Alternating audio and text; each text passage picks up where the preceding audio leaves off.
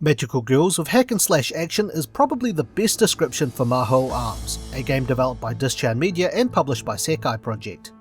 The gameplay is inspired by other well-known hack and slash games such as Devil May Cry, Bayonetta and Nier Automata. And as well as hack and slash gameplay, the game is to feature base building and dating sim elements. At the time of this review, the game is currently available in early access with 2 story missions and a side mission to give players a taste of the hack and slash gameplay, with the base building and dating elements planned for the future. Because of its early access status, there won't be a lot for me to talk about in this review, so I'm going to try and keep things short. The game has an all ages version available through Steam and an R18 version available through Dempersoft, or through a launcher available from the game's website to access the content in the Steam release, or if you've pledged enough through Patreon.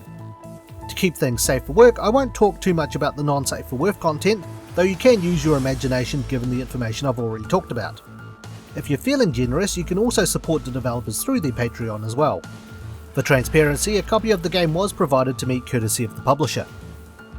Mahou Arms takes place in a dystopian world where humanity is at risk from a force known as the Locks.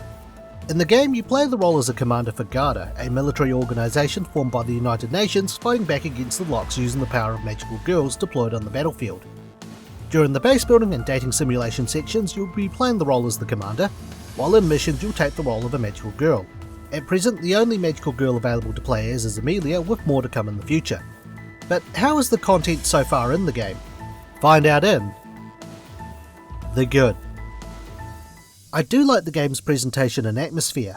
I quite like the background art style of the dystopian Earth, and I can't help but think of Arknights for some weird reason despite it being a completely different game altogether in both platform and genre. The story is told from the style of what looks to be a graphic novel, and I really like how this is portrayed. The character models look good, and the animations are quite well done, and combined with the art style, it's really what makes the game shine. I also quite enjoyed the gameplay where you can string together combos against multiple enemies in the style of Devil May Cry and Bayonetta. Your magical girl can even switch forms to long range attacks in order to keep the combo going, though I did find building up the combo rank and maintaining it to be a little bit more on the easier side even on higher difficulties. If the game's intention is to make it look flashy, then it's certainly on its way there. The game also features clothing destruction as your character takes damage based on their remaining health, with health and clothing being restored with the use of items which you can obtain during gameplay.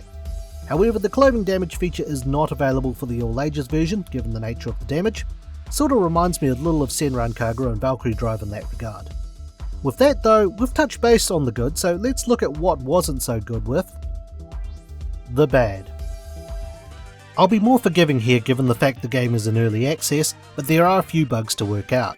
I've had the classic enemy stuck in a wall issue, to even moving straight on to the next mission's contents before the game acknowledges me as completing the first mission, and instead allowing me to continue until the next cutscene with no heads up display instead of taking me back to the mission select screen. Once I reach the next cutscene, the game appears to continue as if I had selected the next mission anyway. Other players appear to have managed to go out of bounds, and there has been some comments noting the walking and running animations. There has also been issues with the launcher for the not safe for work content, some regarding the download speed and others regarding installation. However, being on the game's Discord channel, I found that the developers are taking this on board and taking the time to acknowledge and comment on all the bugs people have found, and trying to offer solutions to the issues people are having with the launcher, which I think is very commendable on their part. Other than that, I don't have much else to talk about here, so let's wrap it up with the opinion. From what I've played of Mahou Arms, I quite enjoyed the time I've spent with it. The presentation and atmosphere combined with the gameplay kept it interesting for me, and I'm looking forward to the new stuff being added over the next while, with some stuff even coming out later in the month.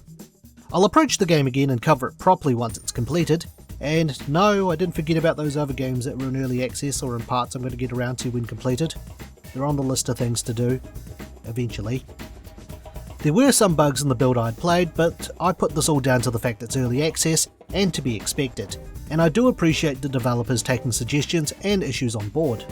If hack and slash games are your thing, then this game is something to definitely keep an eye out on. So with that, it's time for my placeholder rating, because if you've been following the channel long enough, the rating makes as much sense as the points in the US version of Whose Line Is It Anyway. Nonetheless, I would give Mahou Arms a Pro out of 10. Thanks for watching, and stay tuned for the next Infinite Backlog review. If you enjoyed today's review, feel free to check out some of our other videos and subscribe for more. You can also follow us on Twitter, Instagram and our Facebook page. Once again, thank you for watching.